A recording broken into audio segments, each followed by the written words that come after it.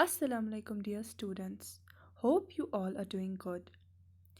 Today we are going to continue with the previous topic that we discussed from your EVS book, which is lesson number 5, Beautiful World of Birds. In the previous video, we discussed that how birds fly and we discussed about the different types of feathers. And today we are going to discuss about the birds, how birds fly to different extents. A crane, a pigeon. The crane and the pigeon fly over long distances. कुछ ऐसे birds होते हैं. We know that birds have this character that they can fly. We know कि जो birds होते हैं वो उड़ सकते हैं. बट उनकी जो उड़ने की लोकेशन होती है या फिर डिस्टेंस होती है या फिर उनकी जो हाइट होती है वो एक दूसरे से वेरी करती है, वो एक दूसरे से डिफरेंट होती है. जैसे अगर हम पिजन या क्रेन की बात करेंगे तो दे can fly over the long distances, वो बहुत दूर तक उड़ सकते हैं without taking a pause. But अगर हम कॉक और हैन की बात करेंगे they can just fly for very short distances, वो बहुत ही कम डिस्टेंसेस, बहुत ही कम दूरी तक उड़ सकते हैं. इसी तरह से the eagle and the vulture fly at great heights. इसी तरह से अगर हम वॉल्चर एंड ईगल की बात करें तो वो बहुत ऊंचाई पे उड़ सकते हैं. एंड स्पैरो एंड बुलबुल जो होते हैं वो ज़्यादा ऊंचाई पे नहीं उड़ सकते. सो जो बर्ड्स होते हैं वो फ्लाई तो करते हैं लेकिन उनकी हाइट, कि वो किस हाइट पे फ्लाई कर रहे हैं या फिर वो कितनी दूरी तक फ्लाई कर सकते हैं, वो एक दूसरे से अलग होता है. After that is that birds do not fly at all. उसके बाद है कि कुछ ऐसे बर्ड्स होते हैं जो बिल्कुल भी नहीं उड़ सकते हैं. Otherwise we have just got the thing कि अभी तक हमने ये जाना था कि जो बर्ड्स होते हैं उनका ये कैरेक्टर होता है that they can fly, but some birds they do not fly at all. वो कुछ ऐसे बर्ड्स हैं जो बिल्कुल भी फ्लाई नहीं कर सकते, जो बिल्कुल भी नहीं उड़ सकते. They move on land with the help of their legs.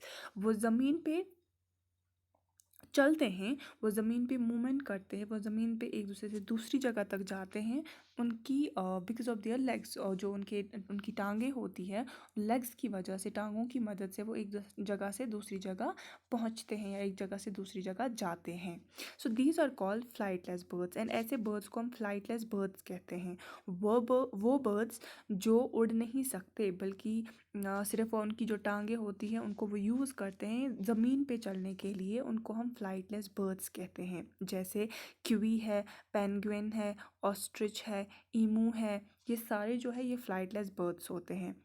इनके पास विंग्स तो होती है, दे डू हैव विंग्स, इनके पर तो होते हैं, but because of the absence of flight muscles. तो इनमें फ्लाइट मसल्स जो एक मेन रीज़न होता है बर्ड्स की फ्लाइट के लिए, फ्लाइंग के लिए, जो बर्ड्स के पास फ्लाइट मसल्स होते हैं जो उनके विंग्स को मूवमेंट में हेल्प करती है, वो इन बर्ड्स के पास नहीं होता. वो ऑस्ट्रिच, पेंगुइन या किवी जैसे बर्ड्स के पास नहीं होता. So because of that reason इनके विंग्स जो होते हैं वो बहुत ही वीक होते हैं एंड उस वजह से वो फ्लाई नहीं कर पाते हैं. सो द रीज़न कि कुछ बर्ड्स अगर फ्लाई नहीं कर पाते हैं वो इसलिए होता है बिकॉज इनके फ्लाइट मसल्स एब्सेंट होते हैं. इस वजह से इनके जो विंग्स होते हैं वो बहुत ही वीक होते हैं और वो उनको उड़ने में हेल्प नहीं करते हैं. For that reason they do not fly at all. After that is aquatic birds. There are many birds that spend most of their time in water. कुछ ऐसे भी बर्ड्स होते हैं जो अपनी ज़िंदगी का ज़्यादातर वक्त जो है या फिर जो भी उनका जो वक्त होता है ज़्यादातर वक्त वो पानी में गुजारते हैं. These birds are called aquatic birds. इन परिंदों को हम एक्वेटिक बर्ड्स कहते हैं, यानी जो ज़मीन पानी में रहते हैं. जैसे एनिमल्स जो पानी में रहते हैं उनको हम एक्वेटिक एनिमल्स कहते हैं. सिमिलरली वो बर्ड्स जो पानी में रहते हैं उनको हम एक्वेटिक बर्ड्स कहते हैं. They have oil glands that keep their feathers water proof.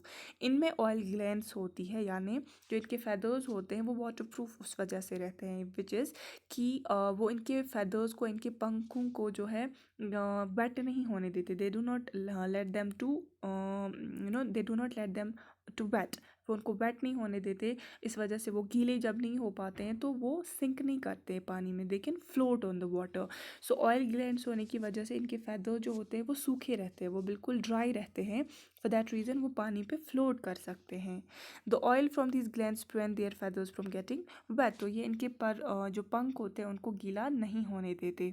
Ducks, swans, gulls, pelicans and cranes और एक्वेटिक बर्ड्स, तो कुछ ऐसी एग्जाम्पल्स जो पानी में बर्ड्स रहते हैं वो है डक है, स्वान है, पेलिकन है, क्रेन है। तो ये कुछ ऐसे बर्ड्स होते हैं जो पानी में रहते हैं।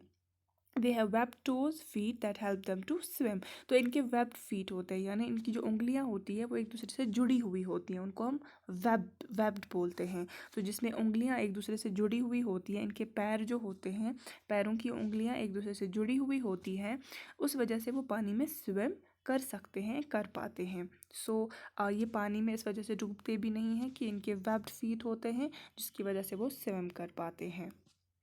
So this is about the aquatic birds. After that is nests. Like us, birds need a home to live in. Since हर एक living organism जो भी जानदार चीज़ होती है उसको एक जगह की ज़रूरत होती है रहने के लिए, सिमिलरली birds को भी ज़रूरत है। The home of a bird is called a nest. तो इनके घर जो होते हैं उनको हम nest कहते हैं, उसको हम घोंसला कहते हैं।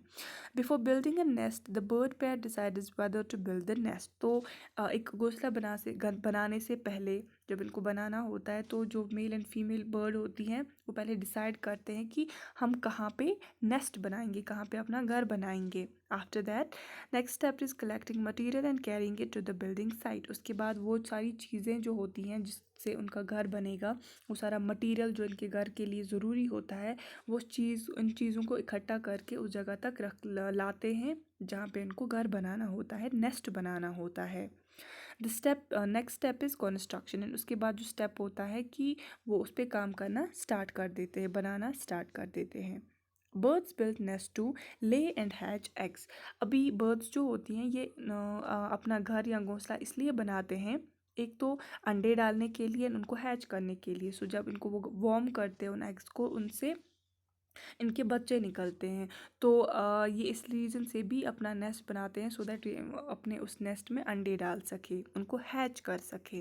Protect their eggs and birdlings from enemies, also अपने बच्चों को या फिर अपने आप को बचाने के लिए दुश्मनों से, किसी भी और एनिमल से जो उनको खा सके या किसी तरह का नुकसान पहुंचा सके, तो उनसे प्रोटेक्ट करने के लिए नेस्ट बनाते हैं। Also to protect themselves from harsh weather, और इसलिए भी ये एक अपना घर बनाते हैं, नेस्ट बनाते हैं, सो दैट ये अपने आप को जो ख़राब मौसम होता है उससे बचा सके। जैसे कभी ज़्यादा धूप होती है, कभी ज़्यादा बारिश पड़ती है, कभी ज़्यादा बर्फ़ होती है, कभी ज़्यादा ठंड होती है, कभी ज़्यादा गर्मी होती है, तो इन जैसे कंडीशन से बचने के लिए ये जो है अपना घर बनाते हैं, यानी कि नेस्ट बनाते हैं। So this was all for today. I hope आपको ये समझ आया होगा। Thank you and have a very nice day.